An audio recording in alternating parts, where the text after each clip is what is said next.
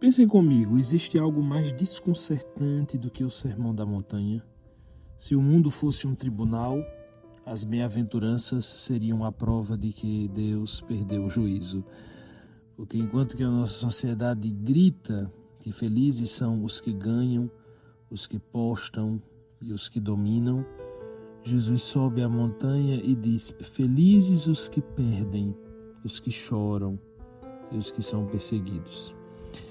No Evangelho de hoje, nas bem-aventuranças, Jesus não está dando dicas de autoajuda, isso é muito importante. Ele está fazendo uma revolução no modo como entendemos o ser humano. É bonito porque Cristo não nos convida a um esforço titânico, mas a uma nova forma de existir, a uma nova forma de estar no mundo. Reparem bem na cena que São Mateus nos descreve. Jesus está no Novo Sinai, naquelas colinas verdejantes da Galileia, e ali ele se senta. Vejam que detalhe interessante, ele se senta. Na antiguidade, o mestre ensina sentado. É a cátedra, é a autoridade de quem não está dando uma opinião, mas está revelando a estrutura da realidade. E os discípulos se aproximam. E qual é a palavra que Jesus mais usa hoje? Ele usa bem-aventurado, que poderia também ser traduzido como feliz. Qual é a etimologia desta palavra, bem-aventurado? No grego original, nós poderíamos traduzi-la como Makarios.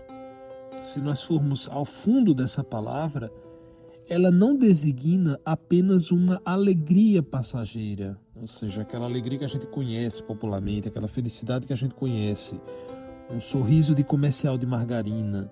Não, Makarios era o termo usado para descrever a felicidade dos deuses, uma plenitude que não depende das circunstâncias externas.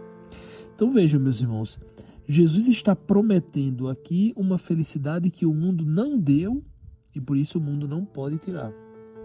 E é interessante porque ele começa dizendo: bem-aventurados os pobres em espíritos. E por quê, minha gente? Porque o nosso grande drama, a nossa grande patologia é a autossuficiência. Nós passamos a vida inteira tentando provar que somos alguém.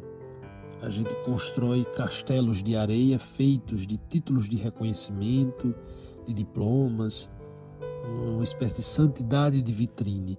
Nós somos viciados em ter o controle. E aí aqui há uma coisa curiosa, porque a gente acha que Deus é nosso empregado, a gente faz uma novena, faz um sacrifício e pronto, agora Deus me deve um emprego, Deus me deve saúde, Deus me deve uma vida sem problemas. E isso não é fé, minha gente. Isso é comércio.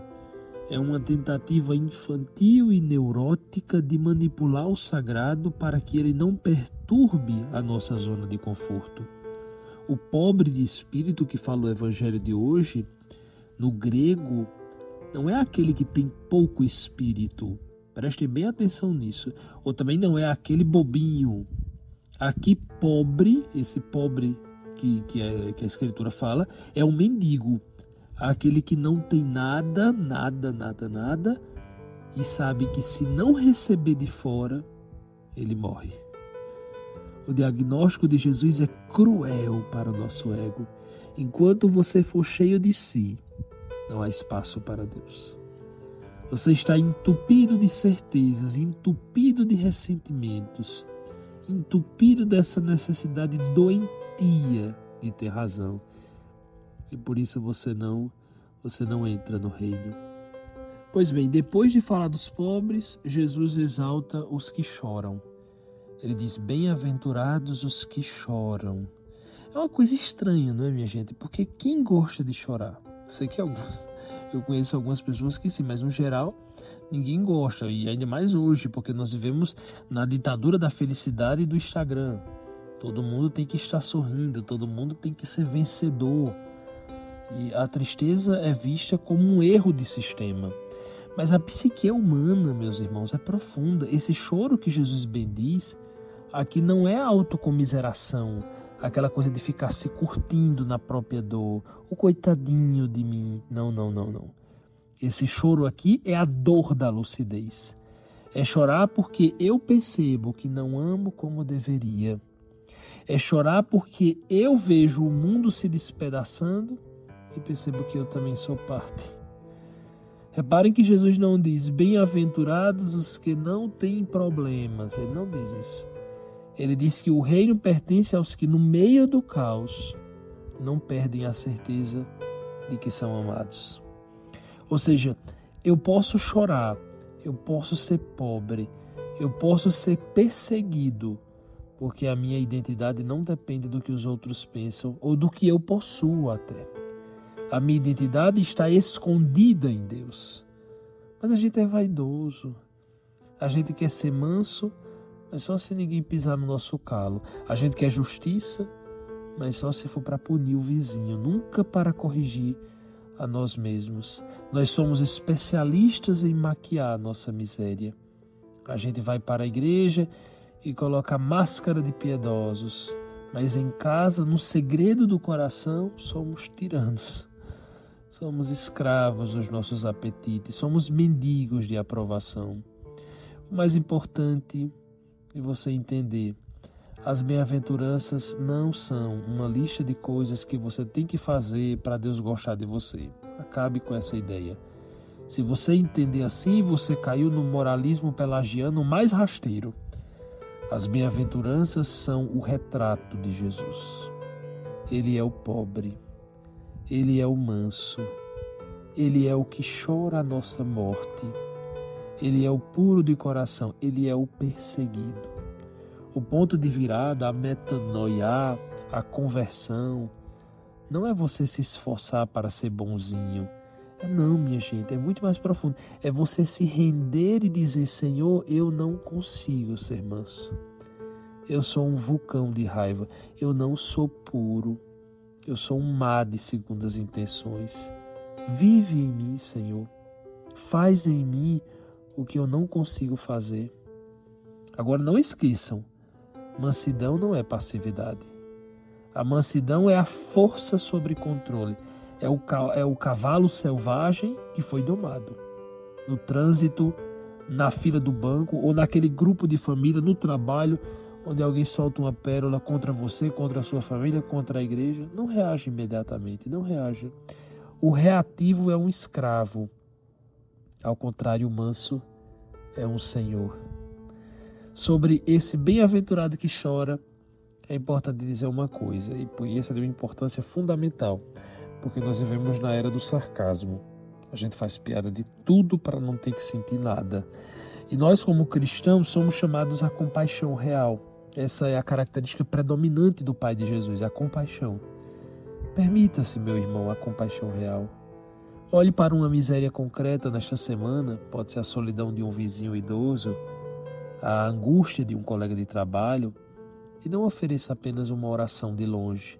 Ofereça presença, chore com os que choram. Essa é muito importante, mas eu diria, eleja uma das 8 bem-aventuranças do Evangelho de hoje, aquela sobretudo que mais te incomodou hoje, porque se te incomodou é porque ali há uma ferida ou um ídolo. E identifique esse ídolo, né? Ou seja, se foi a mansidão, o seu ídolo é o controle. Se foi a pobreza de espírito, o seu ídolo é a vaidade, e assim por diante. Então, quando você identificar esse ídolo, leve-o à Eucaristia neste domingo, à missa que você for. E na sua oração pessoal, na sua ação de graças, diga, Senhor, aqui está o meu orgulho, aqui está a minha necessidade de ser aplaudido. Aí eu te entrego isso, eu coloco isso na tua cruz, para que tu sejas a minha única recompensa. Essa é a oração que nós devemos fazer. O mais bonito de hoje é que o Evangelho não termina no ai de vós. Ele termina no alegrai-vos e exultai. E por quê? Isso nos mostra que o sofrimento do cristão nunca é um fim em si mesmo. O pobre não é feliz porque lhe falta o pão, mas porque descobriu que o seu banquete é o próprio Deus. Vejam que lindo. O que chora não é feliz pela lágrima, mas pela promessa da mão de Deus que a enxugará. Isso muda tudo. É um mistério tão profundo e ao mesmo tempo tão próximo de nós. É a certeza de que no reino a última palavra nunca é da morte. No reino a última palavra nunca é da carência, nunca é do luto. A última palavra do reino é o amor que nos resgata, que nos alcança. Então, meus irmãos, como isso é transformador. Jesus está nos dando o direito de ser felizes agora. Mesmo em meio às nossas incompletudes, Ele está nos dizendo que a nossa alegria não é uma meta a ser alcançada no futuro, mas uma presença a ser acolhida já agora, no presente. Que a Virgem Maria, a causa da nossa alegria, nos ensine a saltar de júbilo, mesmo quando o caminho for estreito, mesmo quando chorarmos, mesmo quando a vida se apresentar mais dura. Tudo isso confiando que o Senhor nos espera desde sempre. Compartilhe o nosso podcast, curta o nosso episódio, inscreva-se no nosso canal. Uma ótima semana para você, um grande abraço e até o próximo episódio, se Deus quiser.